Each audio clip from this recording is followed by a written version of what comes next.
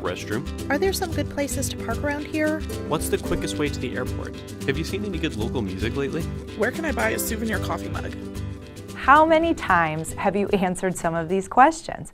As a tourism and hospitality worker, you are expected to know a lot. Now, it's great when you know the answers to these questions, but can be a pain when you don't. You have to phone a friend, you're frantically looking online, calling your boss, finding coworkers to ask. Wouldn't it be great if you could anticipate those needs? Heck, anticipate the question they're going to ask and be ready with a response? That's what this class is here to help you with. Hi again, Jamie here. Welcome back. Here's where you can learn how to make great first impressions and represent your town to newcomers and guests. You can learn how to treat guests so that they want to come back and share their experiences with friends and family, and really just understand how to make your community an even better place. Today, we're looking at the best ways to anticipate what people from different age groups might expect while exploring your community. Now, when we look at service organizations that excel, what makes them excellent is that they know themselves and their customers very well. They know what different types of customers they have and the different needs of each of those types. The same goes for good, caring people. They know what types of friends and neighbors they have and what matters most to them. When you realize the needs beforehand, it's actually easy to anticipate the questions. So let's start there, realizing the needs. Now, just think about yourself and those around you. There are people in your life that come from different generations and are at various stages of life. Different generations have different needs. Now, I'm going to give you two questions that you could get from any age group, and then we'll go through how your responses would maybe differ for each group. Number one, do you know a great place to eat downtown? And number two, anything good going on this weekend? Okay, so anybody can ask you these questions, but your responses would and should be different depending on who's asking. So let's go through who might be asking and what their needs would be so that you can provide them with an appropriate response. We'll start with the baby boomers, ages 50 through 70. Now, this group is willing to pay for good service and a good experience, but they expect good value for the price. Boomers are called the sandwich generation because they're often taking care of their parents and their children or even grandchildren. So there is a big need to make sure everyone is taken care of. So we just talked about two needs for boomers: good value for their money and taking care of family. Knowing these needs, let's go back to our two questions. Do you know a great place to eat downtown? We'll start with that one. What would a good response be if a baby boomer asks us that? Now, you could say, yeah, you should check out the Lakeside Marina. You can eat lunch dockside, and then the kids would love a boat cruise out on the lake. Okay, so how about a response to our second question? Anything good going on this weekend? If you're talking to a baby boomer, you might say, yeah, I think your family will love the Natural History Center. It's a great view and has all kinds of interactive exhibits, and it's free. So those are the baby boomers. Our next generation is called Generation X, and their ages are roughly 38 to 50. Now, Gen Xers typically seek an authentic experience. Activities around culture are important to them. So, knowing these two needs of authenticity and culture, how would we answer our two questions? To question number one, a great response for a Generation Xer might be, you should take a walking tour through our historic district.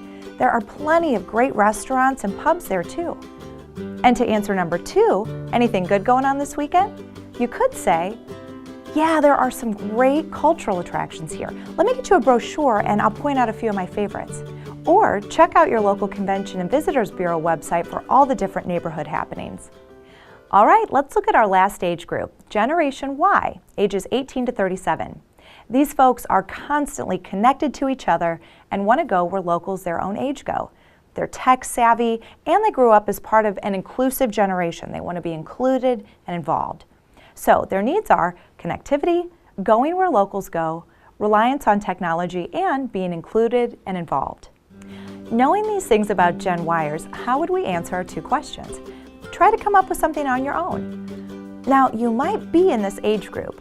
If not, you could defer to somebody who is to get an answer, and that's completely fine. You could say something like, I don't know, but let me ask my coworker. He's always having a good time with his friends in Youngstown. He'll have some great suggestions. Okay, so how would you answer the second question? Anything good going on this weekend? For Generation Y folks, you could ask, have you heard about the festival going on this weekend? You could also check out the Events tab on your local Convention and Visitor Bureau's website. It puts you right up to date with what's happening today. You can even tag your favorites from your phone. The point of this exercise is, by anticipating all of these needs before you even have the conversation, you can already have the answer available. And so you see, it doesn't really matter whether they're neighbors or friends or folks visiting in town. The need is the same, like a great place to eat or a fun event. The situations just may be different. Now, you might be thinking, how in the world am I expected to anticipate every question and then have all the answers too? And you're absolutely right to feel that way. Here's the thing, it's impossible to know every answer to every question, but you've got two things on your side. Number one, we just went over several different expectations of people in all the different age groups. And as we talked through those anticipated questions, I'm sure you were thinking of what your answers would be, right? So you've already got a head start. And number two, the second thing you've got going for you is it is completely okay to say, I don't know, but I'll find out for you. And there's an endless amount of resources available to help answer those questions that you don't know. Another way to recommend great experiences is to have them yourself. I challenge you right now to go to your Convention and Visitor Bureau's website and click on the Events tab. You'll find different categories of events to choose from. It is a tremendous resource and it's there for you 24/7.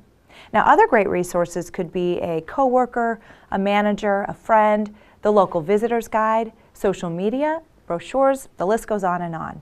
You just have to know where to look to find the answer. So, here is what we want you to take from this. Number one, think about the people in your life and who your customers are. What age group do they typically fall into? Are they men or women? What are their likes and dislikes?